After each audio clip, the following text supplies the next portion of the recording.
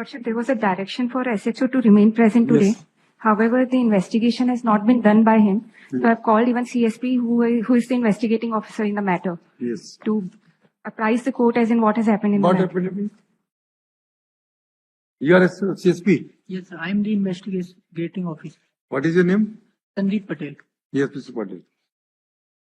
What is happening? My Lord, इसमें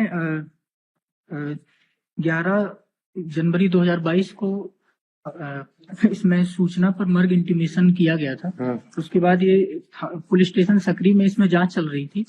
फिर उनके जो पेरेंट्स है उन्होंने एलिगेशन लगाया कि हाँ. जो कुछ लोग हैं उन पे आरोप लगाए और उस पुलिस से जांच से संतुष्ट नहीं थे. हाँ. तो फिर जो उस टाइम पे सीएसपी थे उनके पास ये जांच आई थी, तो उन्होंने इस पे तब से इन्वेस्टिगेशन उनके पास था. इसमें हम लोगों ने उनके एलिगेशन के आधार पे और जो उसमें इन्वॉल्व है सबके कथन लिए थे. हाँ. उनके पास से जो मोबाइल मिले थे 2 उनको सीज किया था. सीज करने के बाद साइबर सेल भेजा. साइबर सेल से उनमें जो साइबर सेल की रिपोर्ट आई उसमें पेन ड्राइव में उन्होंने कुछ रिकॉर्डिंग्स और व्हाट्सएप चैट भेजी थी, वो हमने अच्छे से देखा. इसके अलावा जो बैंक के जो What was the chat? What was the chat? Chat तो उसका- नॉर्मल थी, क्योंकि जो डिसीज पर्सन था सिद्धार्थ नागवंशी, हाँ. ये जिनके ऊपर ये आरोप लगा रहे थे उनके यहाँ पे काम करता था. हाँ. तो एम्प्लॉय था, तो वो नॉर्मल काम से रिलेटेड चैट थी. ऐसा कोई इंस्टिगेशन वाला चैट नहीं मिला. इसके अलावा जो हमने सारी रिकॉर्डिंग सुनी है उसमें भी देखा कि कोई बहुत सारी रिकॉर्डिंग्स थी, क्योंकि कॉल रिकॉर्डिंग्स उसको पूरा मैंने पर्सनली खुद ही सुना है. और उसमें मुझे ऐसा कोई भी इंस्टिगेशन का इंग्रेडिएंट्स नहीं मिला जिसके बेसिस पे 306 की एफआईआर हो सके. और बैंक डिटेल्स भी चेक की हमने, सारे बैंक स्टेटमेंट चेक किए थे.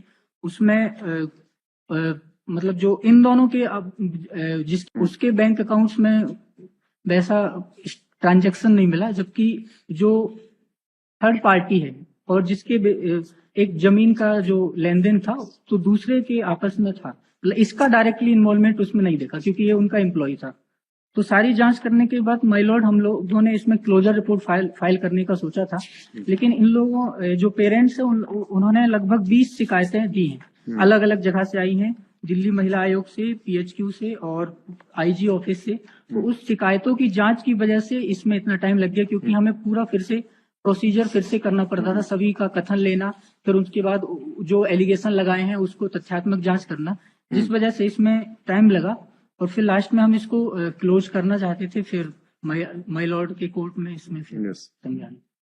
हाँ भाई, क्या आपको क्या कहना है मिस्टर थॉमस?